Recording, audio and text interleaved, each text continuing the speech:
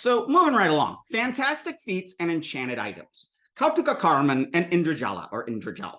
Kautuka Karman is just fun to say. So Kautuka Karman means fantastic or wonderful results or actions. Indrajala refers to the net of Indra, like the net, like I throw a net over you. And in the net of Indra, who is an ancient hero god in India, his net is said to create and constitute the whole world. But the world itself is thought to be an illusion of his magic net. It's kind of cool. All right, so in these rituals, we have rituals that cannot be categorized under the other 6 results rubrics. And they're usually grouped together in texts. I figured out these 3 categories just from reading a lot of texts and seeing what rituals went in what places and were grouped together. So these are rituals to heal, to grant special abilities, sometimes divination, creating wondrous magical items like slippers that allow you to walk on the sky or in water, or goggles to see treasure under the ground and the like.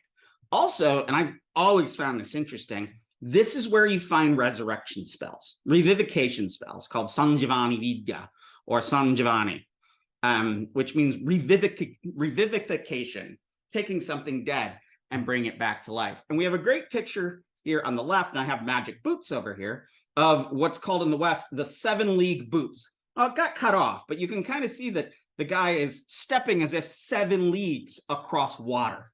It all comes together there. Okay, so how about some magic slippers to go across water as one good example? So we start off here and we have a mantra. Om, reverence to the delightful goddess, to the delightful god, to the great lord, to the great queen, to Indra, to Indrat, to Brahma, to Brahmat, to Indra and his female counterpart, to Brahma and his female counterpart. Reverence to Howler and Howlerat. What? Rudra. That's Rudra. See, it's all coming back. Okay, immobilize the water, immobilize the ocean, dry them up. Go, go, give me the magic slipper, Paduka. Give it. This is the spell. The spell is performed and perfected by 100,000 repetitions. So you'd say that in Sanskrit 100,000 times. Now, having made powder from the seeds of the Bignonia indica, or the Sionica plant, and deposited that powder on a pair of slippers, the man can easily wander over the waters as if he were on land. Jesus, eat your heart out. There's a great book called Jesus Christ Magician by Morton Smith. I do highly recommend it.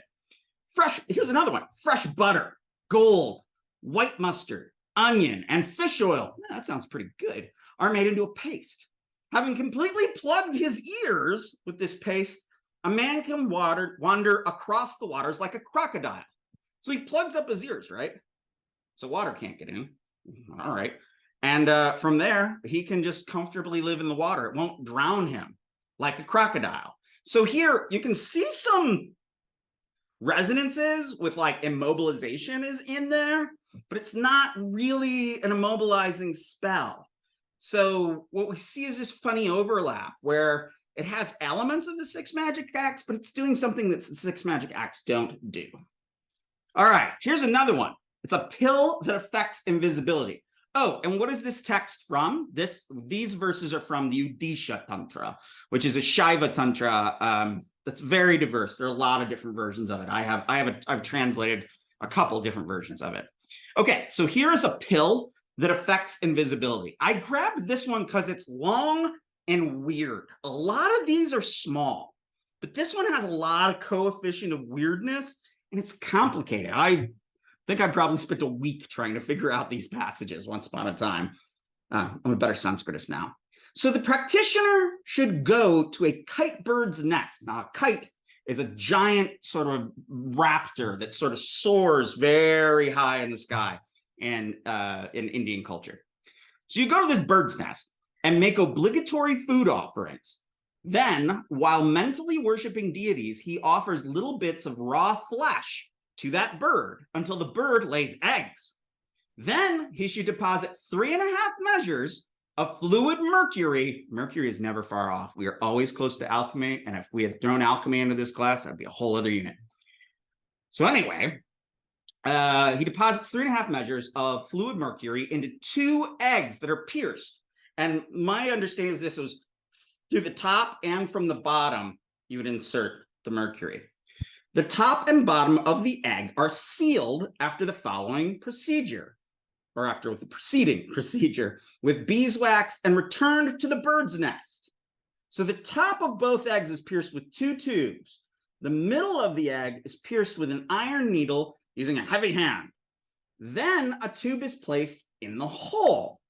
The fluid mercury is carefully injected into the middle of the egg using that second tube, pulling out from one end and putting in the other. Thinking about eggs. Having done what is described, he should perform obligatory worship via tribute offerings.